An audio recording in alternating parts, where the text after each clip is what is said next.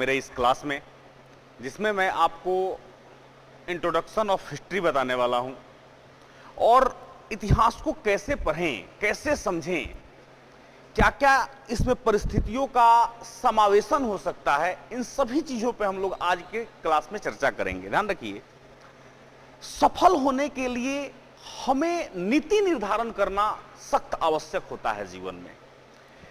बिना नीति का ना ही कोई युद्ध जीता गया है इतिहास में और ना ही कोई परीक्षा पास हुई है। किसी इंसान ने परीक्षा भी पास नहीं की है, ध्यान रखिएगा। इसीलिए आज हमारे बैकग्राउंड में चाणक्य हैं, जिन्होंने नीति निर्धारण के अपने समझ से पूरी दुनिया में एक अलग प्रकार की छवि स्थापित कर दी और गुरु और शिष्य की जो परंपरा है इसमें उन्होंने चार चांद लगा दी। तो आज हम नीतिगत बात तो करेंगे ही, साथ ही आज हम लोग हिस्ट्री के सिलेबस पर बात करेंगे। हिस्ट्री के सिलेबस के लिए थोड़ा सा हम समझने की कोशिश करते हैं कि सबसे पहले हमें शुरू कहां से करना होगा और हमारी जो इतिहास का जो एक अंतिम छोर होगा वो कहां जाकर रुकेगा और उससे हमें क्या बेनिफिट होने वाले हैं, ये भी हमारे प्रमुख मुद्दे होंगे। और ध्यान रखिए, बहुत सारे छात्रों का ये कमेंट था, बहुत सारे छात्रों का मांग था, डिमांड था कि सर एक बार सिलेबस पे आप विस्तृत चर्चा कर दीजिए, जिसके माध्यम से हम लोगों को इतिहास समझने में और आसानी हो जाएगी। हमने मॉडर्न इंडिया से क्लास शुरू की है, जिसमें हमने भौगोलिक खोज की चर्चा की थी। फिर से आपको हमने पढ़ाया आपको कि किस प्रकार से ब्रिटिशर्स जो है भारत में अपने आप को स्थापित किए, यूरोपियंस लोगों का जो प्रभुत्व था वो किस तरह से एक दूसरे की प्रतिद्वंदिता के साथ रहा और आगे चलकर अंग्रेजों ने उन लोगों को हराने के साथ साथ, मतलब अपने प्रतिद्वंदी व्यापारियों को हराने के साथ साथ भारत के शासकों को भी पराजित किया और कहीं ना कहीं भारत के शासन में भी अपने पैर जमाए और लगभग बहुत दिनों तक उन लोगों ने हमारे ऊपर शासन किया। खैर, लेकिन इतिहास का कंसेप्ट यहीं से शुरू नहीं होता है। इतिहास किस कंसेप्ट से चलता है इसको समझने की कोशिश करते हैं हम थोड़ा सा सिलेबस के रूप में। ध्यान रखें, हमारे मन में जो एक दुविधा है इतिहास को लेकर कि भाई एंशिएंट, मेडिवल, मॉडर्न, वर्ल्ड, ये चार जो हैं बड़े बड़े पार्ट हैं। और आप थोड़ा सा सोचिए कि क्या इतिहास के इन चारों पार्ट के सभी क्वेश्चन को रटा जा सकता है? नहीं। मैं आपसे चर्चा करना चाहता हूं कि जो एनसीईआरटी पुस्तक है और एनसीईआरटी पुस्तक के जो फर्स्ट 2-3 पेज होते हैं, जिसमें इंट्रोडक्शंस दी हुई होती है क्लास को लेकर, उस विषय को लेकर, ध्यान रखिए, आप उसे 1-2 बार जरूर पढ़िएगा। आपको फिर पता लगेगा कि इतिहास रटने के लिए नहीं, समझने के लिए जाना जाता है। और इतिहास को जब हम समझेंगे सही आधार पर, सही धारणाओं पर, तो हमें इतिहास का सही कंसेप्ट पता लगेगा। ध्यान रखिए, इतिहास कंटेंट के साथ कंसेप्ट का समावेशन है और इसमें परिवर्तन को, यानी कि कहा जा सकता है कि समय के मूलभूत परिवर्तन को समझना ही इतिहास की सही परिधि है। ध्यान रखिए, कुछ लोग इतिहास के ऊपर तरह तरह के अपने कमेंट्स देते हैं कि इतिहास इस तरीके से करने चाहिए, उस तरीके से करने, जो भी चीजें हैं। लेकिन मुझे लगता है कि अगर आपको हिस्ट्री से लाभ लेना है तो मैं आपसे यही कहना चाहता हूं कि कंसेप्ट के साथ पढ़िए और देखिए कंसेप्ट किस प्रकार से डेवलप होता है। हम आपको इसी सिचुएशन में कंसेप्ट डेवलप करने का तरीका भी मुकम्मल तरीके से बताएंगे। ध्यान दीजिए, सबसे पहले जब हम इतिहास की बात करते हैं तो हम आपसे कहते हैं इतिहास होता किसका है?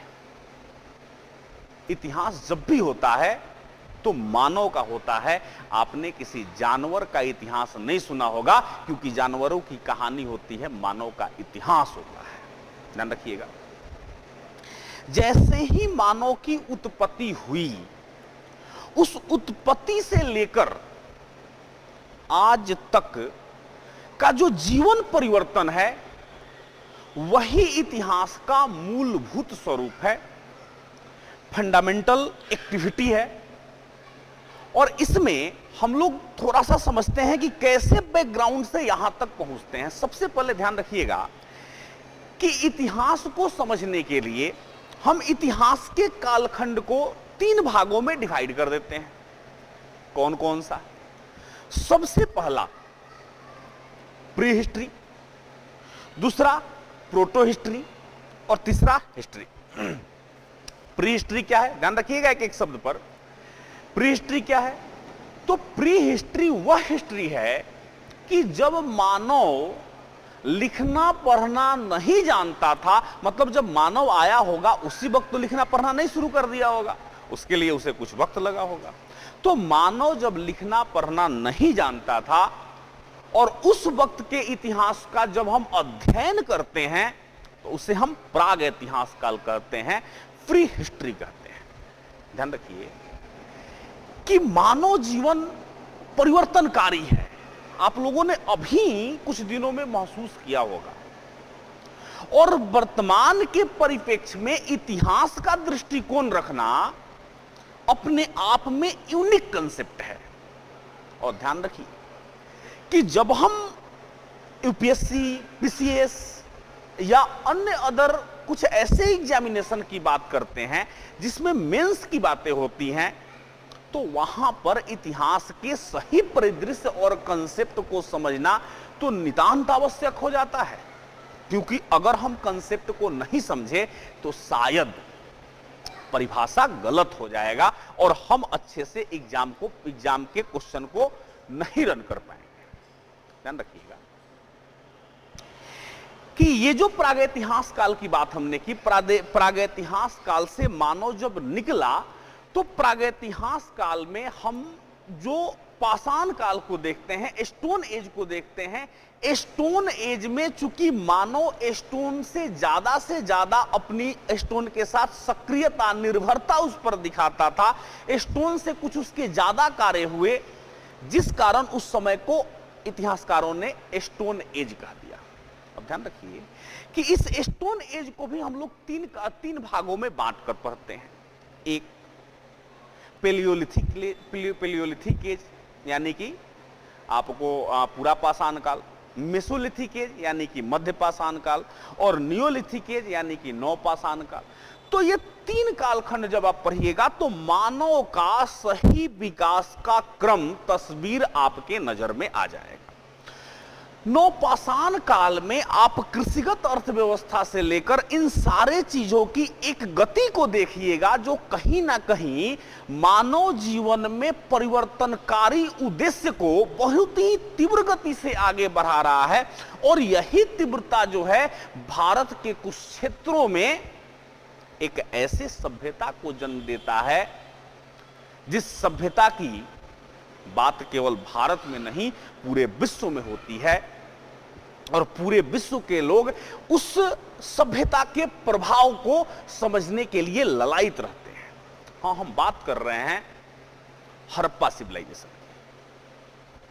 और ये जो डेवलपमेंट है इसका आधारशिला नवपाषाण काल से ही मिलेगा। और उसमें भी जब हम आपको पढ़ाएंगे कि किस प्रकार से मानव का क्रमिक विकास हुआ और मानव के क्रमिक विकास ने एक ऐसी सभ्यता के डेवलपमेंट में अपने आप को शामिल कर लिया जिसमें सामाजिक, आर्थिक, राजनैतिक और धार्मिक परिवर्तन सिद्ध होते हैं। और इनको देखने के बाद चूंकि ये पूरे विश्व के सबसे महत्वपूर्ण अर्बन कंसेप्ट के लिए जाने जाते हैं, तो निश्चित रूप से इनका अध्ययन पूरे विश्व के लिए एक चुनौती भी है और जानकारी का स्रोत भी है। ध्यान रखिएगा, जब हम अपनी सभ्यता और संस्कृति को प्रस्तुत करते हैं तो सभ्यता और संस्कृति के प्रस्तुतिकरण में, सभ्यता और संस्कृतिकरण में जब हम ये बात करते हैं कि हमारी सभ्यता 5000 साल, 8000 साल पुरानी है, तो हमारा जो है पूरे विश्व में सीना गर्व चौड़ा हो जाता है। ये इतिहास का देन है। ध्यान रखिए।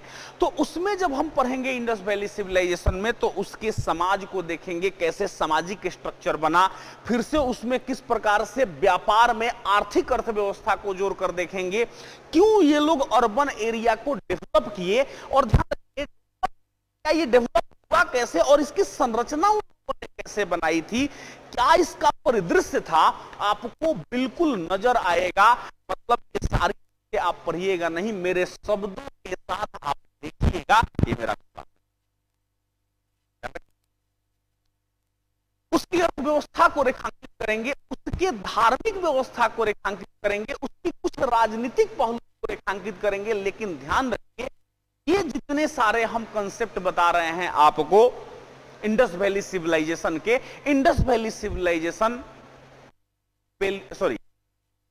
मेसोलिथिक एज का कंसेप्ट है, जिसमें मानव लिखना पढ़ना जानता था, लेकिन हम उस लिखे हुए कंसेप्ट को पढ़ नहीं पाए हैं। मतलब उनकी लिपि हम अभी तक पढ़ नहीं पाए हैं। ध्यान रखिएगा, इसी को कहा जाता है। और इतिहास काल तब से शुरू हो जाता है, ध्यान रखिएगा, जब मानव जीवन लिखना पढ़ना तो जानता ही है, उसके लिखे पढ़े कंसेप्ट को हम लोग भी पढ़कर समझ लेते हैं, तो वो हो जाता है हिस्ट्री। 3 भागों में हमने बांट कर दिखा दिया। और हिस्ट्री की शुरुआत वैदिक सिविलाइजेशन से मानी जाती है, क्योंकि वैदिक साहित्य जो है, वैदिक साहित्य हम लोग आसानी से पढ़ सकते हैं और उसके कंसेप्ट को समझ सकते हैं। अब हम आपको बताएंगे कि इंडस वैली सिविलाइजेशन पतन कैसे हो गया। पतन होने के बाद एक नई सभ्यता, जो आर्यों की सभ्यता थी, जो मध्य एशिया से आर्य आए, किन परिस्थितियों में इन क्षेत्रों में आए, और आने के बाद एक ग्रामीण सिविलाइजेशन को इन लोगों ने जन्म दिया। ध्यान रखिए, पूरे विश्व इतिहास में एक भारत का मात्र इतिहास है जिसे हम उल्टा इतिहास कह सकते हैं। ध्यान रखिएगा, सभी सभ्यताएं में गई, से अर्बन एरियाज में गई, लेकिन एकमात्र ओनली वन इंडियन सिविलाइजेशन, यानी कि हड़प्पा सिविलाइजेशन एक ऐसा सिविलाइजेशन, हड़प्पा सिविलाइजेशन एक ऐसा सिविलाइजेशन था, हमें नगरीय सभ्यता दिखाया, और जो बाद में सभ्यता आया, आर्यों की सभ्यता, यानी कि वैदिक सभ्यता, 1500 में आ गए। इस भाग को हम लोग 2 भागों में बांटेंगे।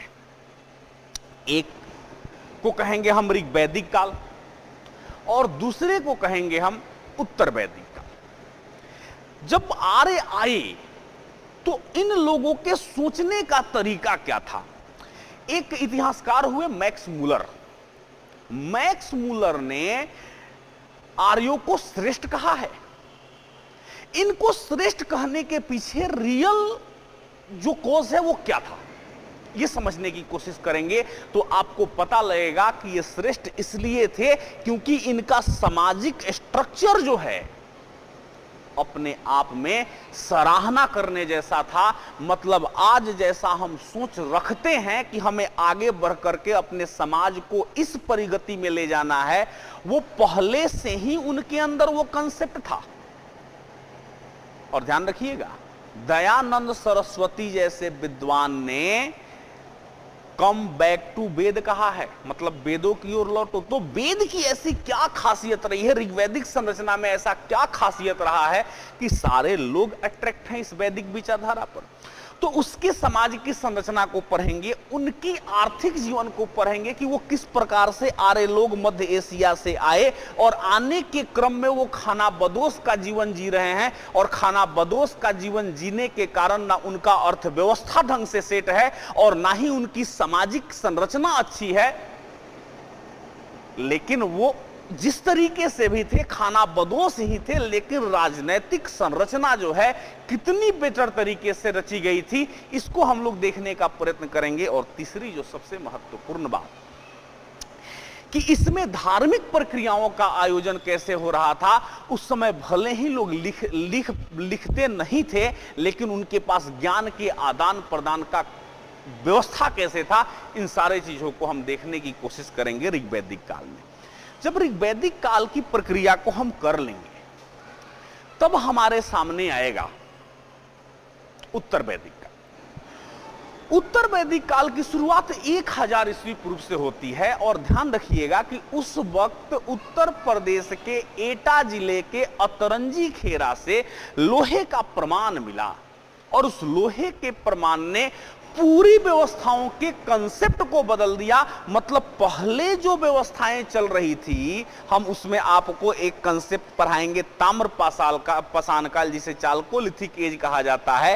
चालकोलिथिक एज से कैसे हम आगे बढ़ेंगे, आपको आयरन एज में इन सारे चीजों को दिखाएंगे। और आयरन एज जैसे ही आएगा, किस प्रकार की प्रक्रिया को जन्म देगा, यह जानना बेहद आवश्यक होगा, क्योंकि यहीं से अर्थव्यवस्था जो है पूरी तरह से बदल जाएगी। और अब लोहे से हथियार भी बनने लगेंगे, मतलब वॉरियर वेपन्स तो बनेंगे ही, एग्रीकल्चरल वेपन्स भी बनेंगे। और जब दोनों हथियार बनने लगेंगे तो कृषि का भी विकास होगा, और लड़ने के लिए, युद्ध के लिए वॉरियर वेपन्स बनेंगे तो युद्ध का विस्तार होगा। मतलब ये हम कह सकते हैं कि युद्ध और कृषि दोनों तेज गति से विकास करेगी, जिसमें आपको धीरे धीरे धीरे धीरे जो है उन लोगों का एक साम्राज्य विकसित होते दिखेगा।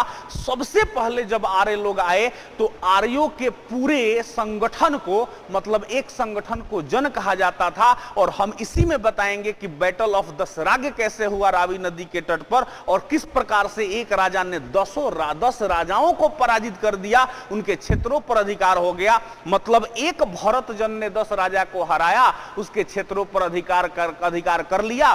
तो 1 + 10 यानी कि एक राजा ने 10 राजा के क्षेत्र को ले लिया। तो पहले वो जन था, लेकिन जैसे ही 10 का प्रॉपर्टी उसके अंदर जुड़ गया, उसका एग्रीकल्चरल क्षेत्र जुड़ गया, अब वो बन गया जन से जनपद। ध्यान रखिएगा, जनपद का निर्माण हो जाएगा इसी उत्तर वैदिक काल में। सामाजिक संरचना में लोगों के सोच में बदलाव होगी, और किस प्रकार से ब्राह्मणवादी व्यवस्था जो है कहीं ना कहीं, और आपको जो कहा जा सकता है कि राजा का जो एक व्यवस्था पहले से चला आ रहा है, राजनीतिक व्यवस्था, उसमें ब्राह्मणों का पार्टिसिपेशन कैसे होगा, और किस प्रकार से आपको क्षत्रिय जो लोग होंगे वो अपने पद को वंशानुगत बना लेंगे, और उस वंशानुगत बनाने में फिर इन दोनों की भूमिका सामाजिक व्यवस्था में कैसे रहेगी, सामाजिक स्ट्रक्चर जो है बदलकर किस प्रकार से एक दूसरे दुनिया में निकल जाएगा, जिससे कि कहीं ना कहीं हमारा सामाजिक व्यवस्था धीरे धीरे कमजोर होने लगेगा। ध्यान रखिएगा, हम लोग जो जातिगत आधार की बात करते हैं, ऋग्वैदिक काल में कोई जातिगत आधार नहीं था, लेकिन उत्तर वैदिक आते आते हम लोग जातिगत व्यवस्था में बट गए। और इसके कौन कौन से कारण रहे, कौन कौन सी व्यवस्था रही, इन सारे पहलुओं पर हम प्रकाश डालने की कोशिश करेंगे, जिससे आपको राजनीति भी समझ में आएगी और फिर सामाजिक संरचना भी समझ में आएगी। फिर किस प्रकार से पहले जो है महिलाओं के प्रति सम्मान का भाव था, महिलाएं विदुषी हुआ करती थी पहले ऋग्वैदिक काल में, लेकिन अब महिलाओं को कैसे पढ़ाई से वंचित कर दिया गया, द्विज और अद्विज की धारणा कैसे विकसित हो गई। द्विज में वो लोग होते थे, ध्यान रखिएगा, जिनका उपनयन संस्कार होता था और उन्हें ही पढ़ने की व्यवस्था दी जाती थी। जिसका उपनयन संस्कार नहीं होता था, उन्हें पढ़ने की व्यवस्था नहीं दी जाती थी। मतलब महिला और शूद्र को अद्विज में रख दिया गया, और द्विज में जो है उन लोगों को रखा गया जो उपनयन संस्कार करते थे, जिनकी पढ़ाई लिखाई कुछ होती थी। इन सारे कंसेप्ट को जब मुकम्मल तस्वीर के साथ हम आपको समझाएंगे तो विश्वास दिलाते हैं कि आप यह महसूस कीजिएगा कि किस प्रकार से इतिहास का कंसेप्ट बदल रहा है और परिवर्तनकारी व्यवस्था हमें दिख रही है। अब चूंकि राजसी व्यवस्था में विस्तार होगा, और राजा जब अपना विस्तार करेगा तो जनपद का तो निर्माण हो गया है। अब जनपद का निर्माण हो गया है तो एक दूसरे से युद्ध की गति जो है और तेज होगी। जनपद जनपद से लड़ेगा, और जब जनपद जनपद से लड़ेगा तो महाजनपद का विकास होगा। और पूरा आपको मैप पर हम दिखाएंगे कि 16 महाजनपद जिसकी चर्चा की जाती है, उस 16 महाजनपद किन किन क्षेत्रों में पहले से विख्यात है।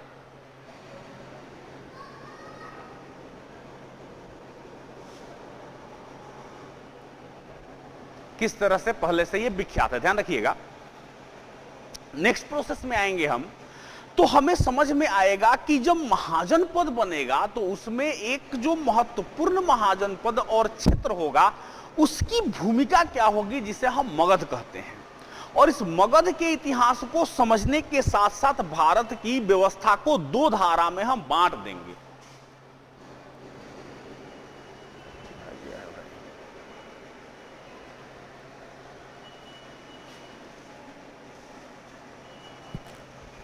इतिहास की धारा को दो भागों में हम बांट देंगे। कैसे करेंगे, इस चीज को समझिए। एक जो राजतंत्रात्मक पद्धति चलती है उसको, और दूसरे हम गणतंत्र को ला देंगे। जैसे लिच्छवी गणतंत्र हो गया, बहुत सारे भारत में गणतंत्र थे और राजतंत्र थे। दोनों की परस्पर भूमिका को हम आपको समझाएंगे, फिर आपको समझ में आएगा कि उस वक्त की तुलनात्मक राजनीति कैसे थी और किस प्रकार से वर्चस्व की लड़ाई और विस्तारवादी प्रवृत्ति जो है राजाओं के अंदर व्याप्त थी। किस तरह से मगध जो है, मगध महाजनपद का वास्तविक निर्माण किया गया, और यह वास्तविक निर्माण जो है उसमें सबसे महत्वपूर्ण भूमिका किसने निभाई, इन सारे चीजों को कंसेप्ट के रूप में हम पढ़ेंगे। उस समय से जब हमारे पास उदयन वंश होगा, बृहद्रथ वंश होगा, और बृहद्रथ वंश के बाद हमारा जो आपको हर्यक वंश आएगा, और हर्यक वंश में बिंबिसार से लेकर अजातशत्रु से लेकर उदयन से लेकर इन सारे लोगों को कंसेप्ट को पढ़ेंगे, और फिर आपको देखेंगे कि किस प्रकार से यहां पर व्यवस्था आगे बढ़ रही है और शिशुनाग वंश की स्थापना हो जाती है, और शिशुनाग वंश किस प्रकार से विस्तार करता है इस मगध साम्राज्य को, और इस मगध साम्राज्य के विस्तार में नंदों की आएंगे और नंद शासन करेंगे। इन सारे कंसेप्ट को देखेंगे। नंद वंश का शासक होगा, का नाम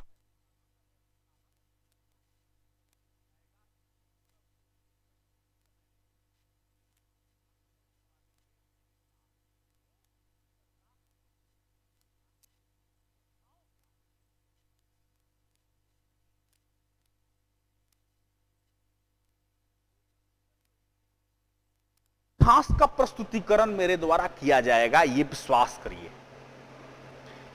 और इतिहास कोई केवल बोर्ड पे लिख देना और दो चार लाइन में उसको समेट लेना, ये इतिहास नहीं है। इतिहास जो है ना, जब तक आप हमारे वीडियो के साथ आई कांटेक्ट बनाकर हमारे जो कहे हुए धारणाएं हैं इतिहास के प्रति, जो उसकी यात्रा है इतिहास की, उसमें आप शामिल नहीं हुईएगा, तब तक वो फीलिंग्स नहीं आएगी। ध्यान रखिए। अब जब ये 16 महाजनपद को हम पढ़ लेंगे और सिकंदर का आक्रमण हो जाएगा, उसी बीच में हम थोड़ा सा धार्मिक आंदोलन को भी पढ़ लेंगे। उस प्रकार से उस समय में किस प्रकार से इतिहास ने करवट लिया, बदलाव लिया, और कुछ प्रबुद्ध लोगों को बुद्ध के रूप में, महावीर के रूप में, जरथुष्ट के रूप में, फिर से आपको कहा जा सकता है कि बहुत सारे विद्वानों के रूप में, जिन लोगों ने धार्मिक परिवर्तन को स्वीकारा, पाइथागोरस के रूप में बहुत सारे लोग जो हैं इन सारे प्रक्रिया में शामिल होंगे, और वो पूरे विश्व को बदलने में अपनी पुरजोर भूमिका निभाएंगे। लेकिन सबसे ज्यादा जिस कंसेप्ट का प्रचार और प्रसार होगा वो बौद्धिज्म और जैनिज्म होगा, जो इसी भारत की धरती के, इसी मगध के क्षेत्र में स्थापित हुआ है। ये उनकी कर्म भूमि रही है, ये उनको गतिशीलता प्रदान करने वाला क्षेत्र रहा है। मतलब हमको समझ में आएगा कि इस धरती की खूबी प्राचीन काल से कितनी बड़ी रही है और गहरी रही है। जब हम ये समझ लेंगे कि बुद्ध और महावीर ने उस समय में, जब कोई कम्युनिकेशन का विशेष साधन नहीं होता था, कम्युनिकेटिंग स्किल नहीं हुआ करती थी लोगों के पास, उस समय में उन्होंने किस प्रकार से पूरे भारत ही नहीं पूरे विश्व तक में अपने विचारधाराओं का प्रचार प्रसार किया। आज भी जब हम कहीं जाते हैं और भाषण देते हैं तो हम कहते हैं बड़ी गर्व से कि हम तो शांति के अग्रसर हैं, क्योंकि हम बुद्ध पैदा करते हैं। ध्यान रखिएगा, ये इतिहास का बात है, इतिहास का कंसेप्ट है। महावीर हमें सिखा जाते हैं कि किस प्रकार से अपने के लिए तपस्या करना है। मैंने एक छोटा सा वीडियो भी बनाया था जिसमें मैंने आत्म मंथन की बात की थी, आत्म प्रेरणा की बात की थी, स्वयं से किस प्रकार से अपने ज्ञान को निखारा जा सकता है इसकी बात की थी हमने। तो ये सारे कंसेप्ट आपको बुद्ध और जैन से देखने को मिल जाएंगे। बुद्ध जैन पढ़ेंगे, उनके परिवर्तन को पढ़ेंगे, उनके विस्तार को पढ़ेंगे, उनकी सोच को पढ़ेंगे, उनके बदलाव को पढ़ेंगे, और ये सारी चीजें जब पढ़ेंगे तो हमें इतिहास का एक नया परिदृश्य, खुला परिदृश्य दिखना शुरू हो जाएगा। ध्यान रखिए, इसी समय में मगध में एक बड़ा बदलाव होगा। जिस व्यक्तित्व का चित्र हमने रखा है अपने बगल में, चाणक्य, और इसके जस्ट बगल में लिखा हुआ है चाणक्य नीति। एक ऐसे नीति निर्धारण करता, एक ऐसा विश्वविख्यात प्रसिद्ध व्यक्ति, एक ऐसा शिक्षक जिसने अपने जन्म देने वालों को ही नहीं, पूरे भारत के लोगों का गर्व से, सम्मान से सर ऊंचा कर दिया। पूरे विश्व में अपने नीति निर्धारण की क्षमता के आधार पर एक छोटा सा बच्चा जो कहीं खेल रहा था, उस बच्चे को उठाकर, अपने स्वाभिमान का ठेस लगने पर एक छोटे से बच्चे को उठाकर अपने से शिक्षा दीक्षा देकर, उसे राजनीति समझाकर, उसे शस्त्र समझाकर, उसे अस्त्र समझाकर, उसे विश्वास दिलाकर, और एक बड़े साम्राज्य जो मगध फैल रहा था, उस मगध पर किस प्रकार से हावी करा दिया, और हावी ही नहीं कराया, जीत दिलवा दिया, और एक रोड पर चलते हुए इंसान को उठाकर मगध का राजा बना दिया। उस व्यक्तित्व का चित्र हमारे पास है, जिसको हमने अभी लगाया है। उस चाणक्य की प्रक्रिया को पढ़ेंगे, उस चाणक्य द्वारा बनाए हुए चंद्रगुप्त को पढ़ेंगे, education hub of the world के रूप में इंडिया को पढ़ेंगे, जिसमें हमें पता लगेगा कि कैसे डेवलप हुआ education hub of the world India में मगध, और मगध ने किस प्रकार से विश्व में शिक्षा का प्रसार का जिम्मा उठाया और विश्व गुरु के तरफ अपने आप को अग्रसर किया। ये सारे कंसेप्ट हमें देखने को मिलेंगे। ध्यान रखिए, जब हम चंद्रगुप्त पढ़ लेंगे, चंद्रगुप्त का जो इंटरनेशनल रिलेशन है उसको देखेंगे किस प्रकार से। ध्यान रखिए, लोग कहते हैं कुछ इतिहास की कम जानकारियों के कारण कि हम कमजोर थे इसलिए बाहर के लोगों ने आक्रमण कर दिया, नीतियां कमजोर थी, हम कमजोर नहीं थे। इसलिए कि ध्यान रखिए, उस वक्त में जब कोई व्यवस्था जबरदस्त नहीं हुआ करती थी, तो हमारे यहां एक व्यक्ति आक्रमण करने आया जिसका नाम था सेलुकस, और सेलुकस जब आक्रमण करने आया तो उसको यहां की व्यवस्था को देखकर हार कर, सर नीचा करके अपने पुत्री हेलेना का विवाह चंद्रगुप्त से करना पड़ा। ये हमारे इतिहास की कहानी रही है। आकर आओगे तो हार कर जाओगे, जीत कर नहीं जाओगे। ऐसा समृद्ध व्यवस्था जो है इन लोगों ने कायम किया।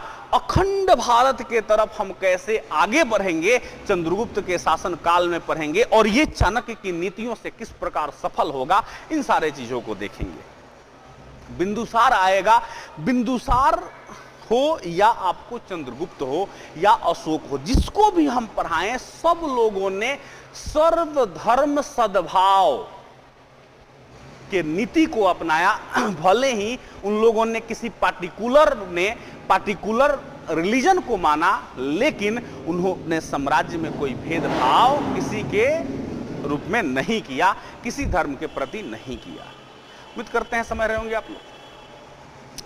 जब यहां से आगे बढ़ेंगे तो बिंदुसार पढ़ेंगे, और बिंदुसार की रिलेशन को पढ़ेंगे कि इंटरनेशनल रिलेशन कैसे थे, और उसने किस प्रकार से इसको आगे बढ़ाने का काम किया। और उसका पुत्र जो है अशोक, जिसके बारे में अनेकों कहानियां आप लोगों ने सुना होगा, अशोक द ग्रेट कैसे बना, अशोक ने इस मगध साम्राज्य की संरचना किस आधार पर की, इस मगध के स्ट्रक्चर का फायदा कैसे उठाया, इस मगध की समृद्धि के लिए कौन कौन सा कार्य किया। और ध्यान रखिए, किस प्रकार से शैव से बौद्ध हो गया और बौद्ध विचारधारा को पूरे विश्व में फैलाया, अपने अभिलेखों के माध्यम से किस प्रकार से पूरे विश्व में अपनी पैठ बनाई और आज भी अभिलेख के एक एक पाठ अनुकरणीय हैं और कहीं ना कहीं हमें सीख देते हैं।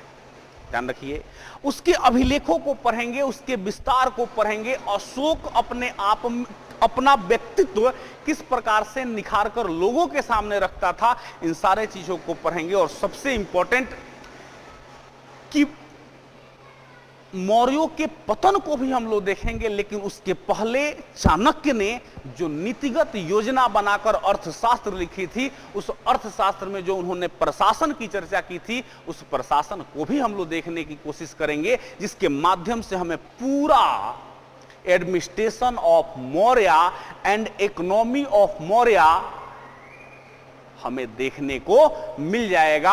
और सोशल मौर्य तो हम लोग देखेंगे ही, रिलीजियस मौर्य तो इसी में समाहित हो जाएगा। इन सारे कंसेप्ट को देखेंगे और वास्तविक रूप से कितना डेवलप ये मगध का क्षेत्र कर चुका था, इसकी सीमा ईरान इराक से कैसे लगती थी, दक्षिण में कहां तक थी, इन सारे चीजों की चर्चा हम करने जा रहे हैं। ध्यान रखिएगा, पतन की बात होगी, उसमें एक अंतिम शासक जो होगा इसका बृहद्रथ होगा। बृहद्रथ की हत्या एक ब्राह्मण प्रधानमंत्री उसका, जिसका नाम होगा पुष्यमित्र शुंग, पुष्यमित्र शुंग कर देगा और भारत में शुंग वंश की स्थापना करेगा।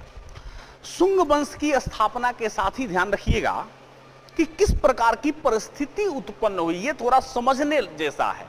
ध्यान रखिए, यहां से इतिहास को हम दो भागों में बांटेंगे। क्या बांटेंगे और कैसे बांटेंगे समझिएगा। एक, जो भारतीय राजा होते चले गए, जैसे शुंग वंश, कर्ण वंश, सातवाहन वंश, ये एक तरफ इंडियन सक्सेसर यानी कि भारतीय उत्तराधिकारी हम इन्हें कह सकते हैं, और एक तरफ बांटेंगे हम फॉरेनर सक्सेसर यानी कि जो विदेशी लोग भारत पर आक्रमण किए और उन लोगों ने कहां कहां अपना प्रभाव जमाया, जिसमें डेमेट्रियस वंश, यूक्रेटाइस वंश, जिसे हम हिंद यवन कहते हैं, हिंद यवन कहीं दो वंश हैं, तो इंडो कह सकते हैं इसे, इंडो ग्रीक। तो इंडो ग्रीक का आक्रमण, इसके बाद शकों का आक्रमण, कुषाणों का आक्रमण, पार्थियन पहल्लव का आक्रमण, इन सारे लोगों को एक कंसेप्ट में देखेंगे। मतलब दो कंसेप्ट हो जाएगा, Indian successor and foreigner successor. इन सारे चीजों को जब पढ़ेंगे तो अब सब लोग खिचड़ी हो चुके हैं, मतलब सब लोग इस भारत के साम्राज्य में आ चुके हैं और भारत के संस्कृति का निर्माण एक अलग परिवेश में होगा, जिसमें गंधार कला शैली से लेकर मथुरा कला शैली से लेकर सारे चीजों का विकास होगा, सिक्कों का विकास होगा, फिर से सोने के सिक्के चलेंगे। सब कुछ जो है इतिहास में एक नया परिवर्तन के साथ, यही हमने कहा कि इतिहास में परिवर्तन को समझना बेहद आवश्यक है, और परिवर्तन समझ गए तो इतिहास के कलेजा पर हमने हाथ रख दिया।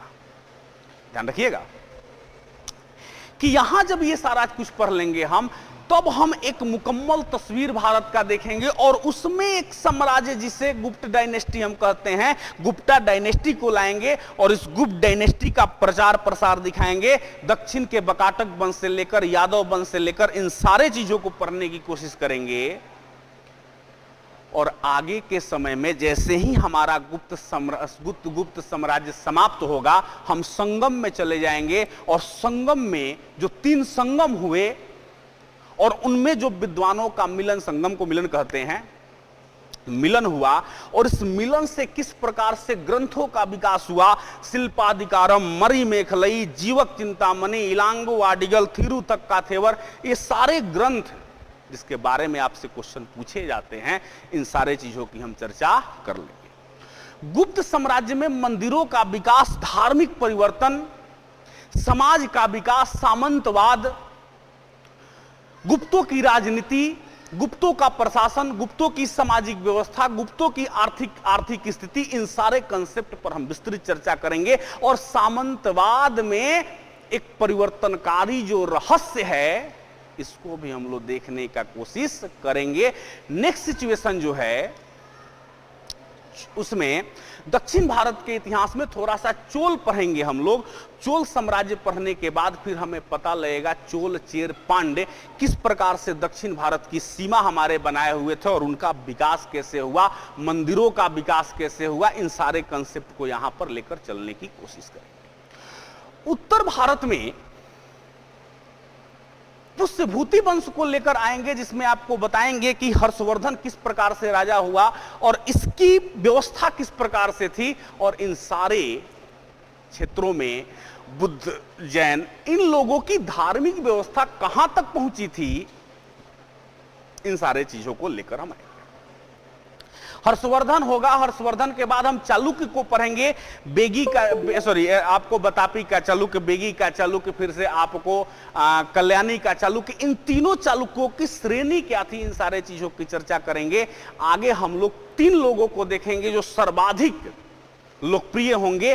त्रिपक्षीय ट्रेंगल वार करेंगे जिसमें पाल, प्रतिहार और राष्ट्रकूट होंगे। इन सारे लोगों को समझना, इन सारे लोगों की समृद्धि को समझना, इन सभी लोगों द्वारा बनवाए हुए मंदिरों को समझना, इन सारे लोगों के धार्मिक व्यवस्था को, इन सारे लोगों के एजुकेशनल डेवलपमेंट को समझना हमारे लिए बड़ा ही यूनिक होगा। ध्यान रखिए, ये जैसे ही हो जाएगा हम लोग आगे बढ़ेंगे और ओरिजिन ऑफ राजपूत, इसको पढ़ेंगे हम लोग। किस प्रकार से राजपूतों की उत्पत्ति हुई, जिसमें परमार, चौहान, चंदेल, आपको ये सारे लोग जो हैं आ जाएंगे।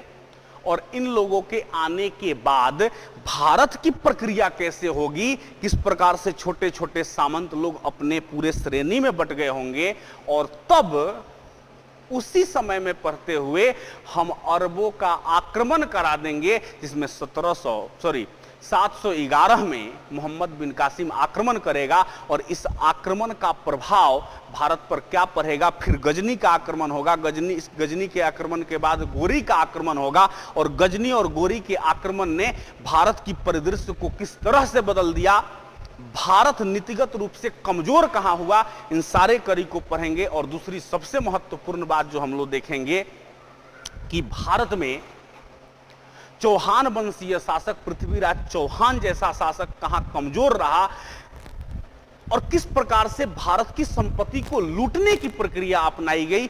इन सारे मुस्लिम आक्रांताओं में हम लोग देखने की कोशिश करेंगे, जिसमें गजनी जो है आपको हमारे समृद्धि के साथ साथ हमारे धार्मिक स्वरूप पर भी अत्याचार करेगा। किस प्रकार से उसकी एंट्री हुई, किसको किसको पराजित किया, और कैसे जाकर के आपको सोमनाथ मंदिर को लूटा, हजारों का कत्लेआम कर दिया। इन सारे चीजों को हम लोग देखने की कोशिश करेंगे और इतिहास से सबक लेंगे और सीख लेंगे।